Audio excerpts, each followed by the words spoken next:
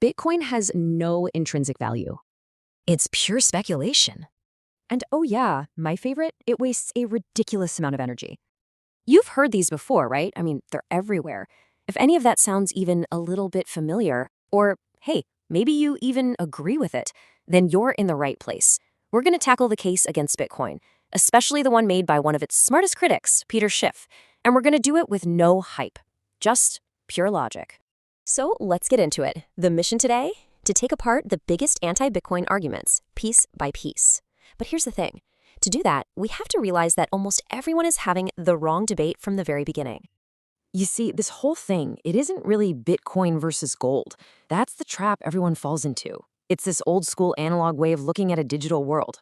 The real conversation, the one that actually makes sense of all this, well, it's way bigger. It's all about analog money versus digital money. See, two totally different categories, two different worlds, really. And I promise you, once you start looking at it this way, all those criticisms we just heard, they start to fall apart. And look, let's be super clear here. Peter Schiff is not wrong about gold. In fact, he's 100% right in its own category. I mean, we're talking about a 5,000-year track record. It is the undisputed king of analog money. No argument from me on that. But, and this is the key, in this brand new category, the world of digital money, Bitcoin is the top dog. It's not trying to be a new gold. It's the first and the best of a whole new thing, a purely digital store of value. Okay, so now that we have that framework, let's go back to those claims. All right, first up, the big one, the classic. Bitcoin has no intrinsic value. You hear this all the time. It sounds really intelligent, doesn't it? But honestly, it's just an old-fashioned way of thinking. Value isn't just about what you can touch or melt down anymore. See, Bitcoin's value isn't about being used in a factory. It's monetary. It's about what it can do. And it can do things no other asset in history ever could. It can settle transactions anywhere on the globe instantly. It can't be censored. You and only you can hold it. And it's the first thing humans have ever created that has a truly fixed, verifiable supply. That's not just valuable. In a digital world, that's everything. Okay, on to the next one. The volatility. It's way too volatile to be a store of value.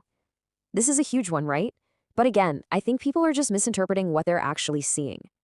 That crazy price swing, that's not a bug, it's a feature. It's what monetization looks like in real time. Seriously, think about it. Gold is stable because it's had 5,000 years for the world to figure out what it's worth. Bitcoin is what, 15 years old? The entire planet is trying to price this new thing all at once. Of course it's going to be a bumpy ride. That volatility, that's just the world discovering a new money. And now, the energy debate. Oh boy. Bitcoin mining is boiling the oceans. It's such an emotional argument, and I get it. But let's just step back and look at it logically for a second. We have to ask one simple question. Is that energy being wasted, or is it paying for something? The answer is it's paying for something. That energy isn't just disappearing into thin air. It's being converted into security, a massive digital wall of security. It's the price we pay for a network that's final, that's neutral, and that's unbelievably secure.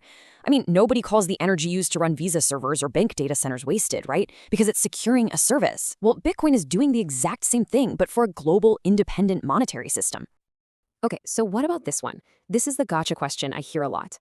Hey, it's just code. Anyone can copy it and make a new Bitcoin, so there can be infinite of them. And you know what? On the surface, it sounds like a pretty solid argument.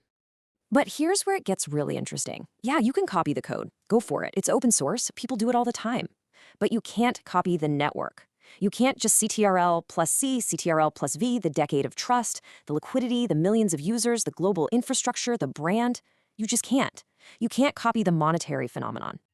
You know, there's a perfect parallel in the physical world. There are tons of metals out there, copper, silver, platinum. They're all shiny, they're all scarce to some degree. But for thousands of years, what did humanity settle on as money? Gold. Why? Because it won the network effect. Same story, different era. There are thousands of cryptos, but only one Bitcoin. So let's tie this all together. How should we think about these two things, gold and Bitcoin? The best way I've found is to think of them as two different kinds of fortresses. Both are built to protect your wealth, but they protect you from totally different things.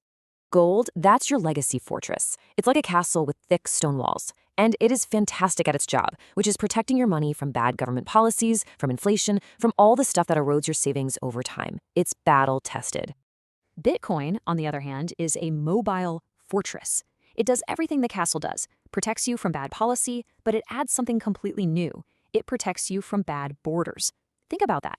In a world where things can get crazy fast, the ability to pack up your entire net worth and carry it across any border in the world just by memorizing 12 words, that's not just an upgrade. That's a superpower that has never existed before in human history. And really, that brings us to the most important point of all. So many people dismiss Bitcoin because, well, it's not gold. But that's the whole idea. The fact that it's different isn't a flaw. It's the entire reason it exists. Bitcoin isn't trying to be gold. And that right there, that's exactly why it's so important.